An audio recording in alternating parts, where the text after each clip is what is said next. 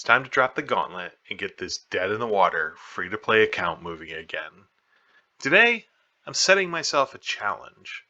I've got 24 hours to get this account from Nightmare Chapter 2 all the way to hell, or I'm throwing the account in the dumpster. I just finished pulling 210 wishes to rebuild the team.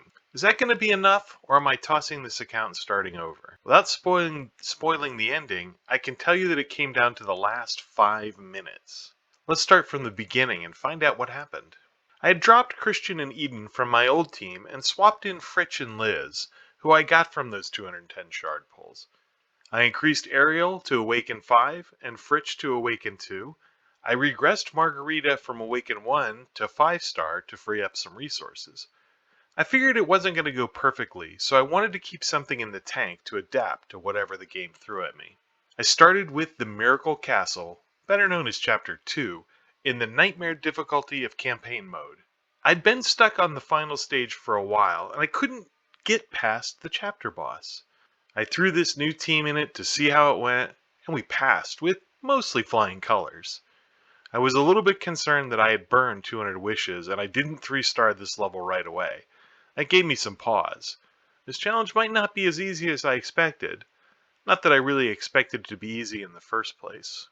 And, for the record, this challenge officially started at 11 a.m. on Saturday, and I'm giving myself until exactly 11 a.m. on Sunday to complete it. Now, before you think I'm crazy, there's zero chance I'm staying and pulling an all-nighter for Infinite Magicraid. I like this game a lot, but not that much. I took advantage of the Emblem Double Challenge to go ahead and complete Ariel's emblems, as well as get Fritch as much as he could use. That burned about 1,000 stamina and some time, but I think it was worth it, both from how useful it would be to help me get through Nightmare, but also to take advantage of the buy one get one sale. I did some Arena as well to increase my tier bonuses, which would help the entire team progress faster. I went from Bronze tier to Golden tier, adding 3% attack and defense and 6% to all heroes' max hit points. By the time that was done, I'd used up 2 hours and 6 minutes of my 24-hour clock. Still plenty of time, or so I thought. I went ahead and completed 210, and then decided it would be a good idea to complete the campaign quests as well. While I don't need them to progress, I thought it would be a good idea to use them to gauge my team's strengths, maybe get a few useful rewards to help me along. Everything went well there until I hit the Green Tower of Mark level 15 and failed. I'd used automatic mode rather than manual, so I wasn't too worried about it, but I had expected to get a little bit farther, so I figured I was going to need to do some adjustments later on. That little sideline cost another 23 minutes. I now decided to get back to campaign progression, and I quickly blew through chapters 3, 4, and 5. However, I could clearly see that the team was running out of steam. Ariel wasn't getting critical hits often enough, and Liz was struggling to keep herself alive, much less the rest of the team. I sidelined over to the Dwarven Runes to try and increase the stage I was on there. Gwyneth offers critical rate and defense gear, which are 2 of the key sets that my team needs. At the start, I was on stage 14, which yields only a 20% chance of 5-star gear, and can also drop 3-star gear.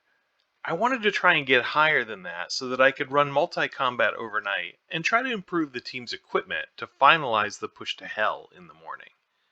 In the first attempt, I was able to clear stage 15, but try as I might, I could not break Gwyneth's insane regen in stage 16. That told me all that I needed to know. I was going to have to invest more of my precious and limited resources into the team. It just wasn't doing enough DPS to break Gwyneth. Before I did that, I did go ahead and clear chapters 6 and 7 in campaign mode. I went back to the crafting hall and used up some of my excess duplicate epic heroes to set Liz to Awaken 1. Then I used all 3 of my Phantom Dragon Eyes to get her exclusive to level 3 and that beefy 40% shield for the team. At this point, I was pretty close to tapped out on 5-star fodder heroes, but I did have plenty of skill scrolls available. I knew that I needed more damage out of Ariel, so I used 10 or 12 scrolls to max out her charged energy arrow, taking that ultimate attack to 780% on a 3-turn cooldown. I had very high hopes for that. I didn't use any more legend scrolls, but did use epic scrolls to max out Liz's skills, especially her ultimate, which increased her base heal, but more importantly, took it from a 5-turn cooldown to a 4-turn cooldown. I hoped that this would be enough to finish off the resource drain, as I don't have much left in my bag. By now, I was 7 hours and 12 minutes into the challenge, and I still had the hardest 4 chapters left to go. Improving Ariel's skills and awakening Liz had the desired effect. I pushed through the Green Tower of Mark stage 16, and importantly, Gwyneth stage 16. I'd hoped to get further against Gwen, but after one fail, I decided it was time to try something else. I had family plans that evening, but was able to get a set of 50 multi-combats running for Gwen stage 16. In hindsight, I probably should have done more, as that run didn't yield much in the way of upgrades to the gear the team was already using. By the time I got back to the game on Sunday morning, I realized it was 9:09 a.m. I had less than 2 hours to complete the challenge. There wasn't a lot that could go wrong at this point and still succeed, and I could not afford any distractions. I set to work and cleared chapters 8, 9, 10, and 11 without too much pain. I did have to start using semi-automatic target selection on the second half of chapter 11, but I never failed any stages. The team was definitely starting to struggle though, and while I was proud of the plucky little group, I was having real doubts. Not the least of which was how much clock was left. Playing non-stop and running 4 times auto, I'd used up over an hour of my remaining 2 hours. It was now 10:24 a.m. I only had 36 minutes left to finish chapter 12 or shut down this now promising free-to-play account and re-roll. Chapter 12 started off well enough, and I felt like I might just succeed.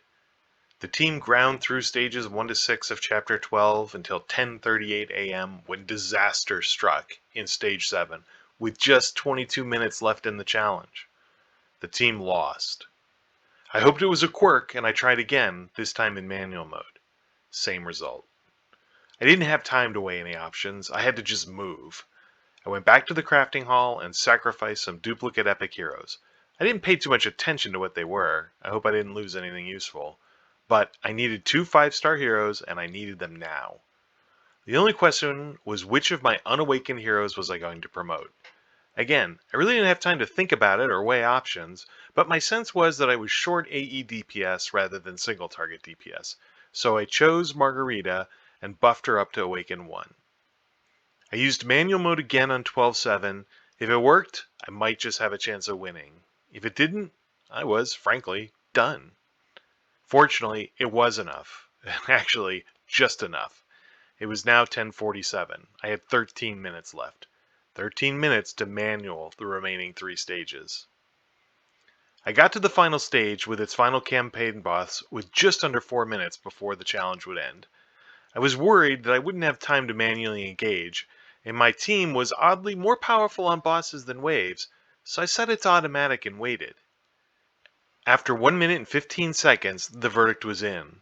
My team had won. At 10:58 a.m., with just 2 minutes left in the challenge, the little team that could defeated the last barrier to hell level, proving that those 210 wishes that I'd burned had been 100% worth it. All of the previously gated content, campaign hell level, as well as the faction abyss and its auras, were now open. With the end of Nightmare mode, I bid farewell to the early game on the free-to-play account and welcomed myself to the mid-game. I proved to myself that I absolutely did not have to spend any money to have fun in IMR and still be competitive in this game.